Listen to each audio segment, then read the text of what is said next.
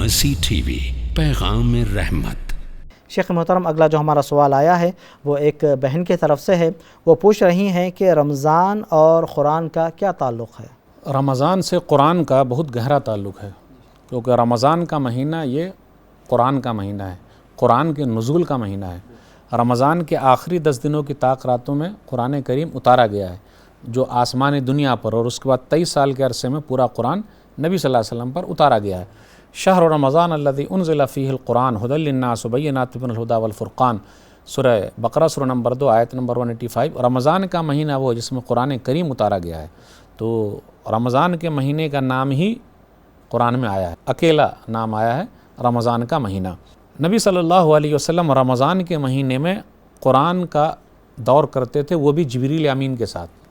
یہ رمضان کے مہینے کی خاصیت ہے اور اس سے گہرا تعلق ہے قرآن سے۔ صحیح بخاری کتاب الصوم حدیث نمبر 1902، عبداللہ بن عباس رضی اللہ تعالیٰ عنہ کہتے ہیں کان النبی صلی اللہ علیہ وسلم اجود الناس بالخیر وکان اجود ما یکون فی رمضان حین یلقاہ جبریل، کہ نبی صلی اللہ علیہ وسلم سب سے زیادہ صدقہ و خیرات کرنے والے تھے، اور نبی صلی اللہ علیہ وسلم رمضان کے مہینے میں بہت زیادہ صدقہ و خیرات کرتے جب آپ صلی اللہ علیہ وسلم کی ملاقات جبریل امین سے ہوتی۔ تو رمضان کا مہینہ صدقہ و خیرات کا مہینہ ہے، رمضان کا مہینہ قرآن کا مہینہ ہے۔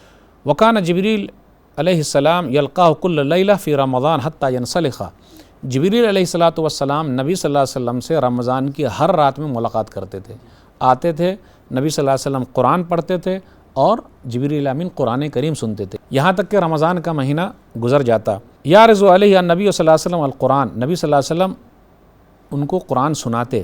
فاذا لقیہ جبریل علیہ السلام، جب نبی صلی اللہ علیہ وسلم کی ملاقات جبریل امین سے ہوتی، کان اجود بالخیر من الریح المرسلہ، تو نبی صلی اللہ علیہ وسلم تیز ہواؤں سے بھی زیادہ صدقہ و خیرات کرنے میں آگے تھے۔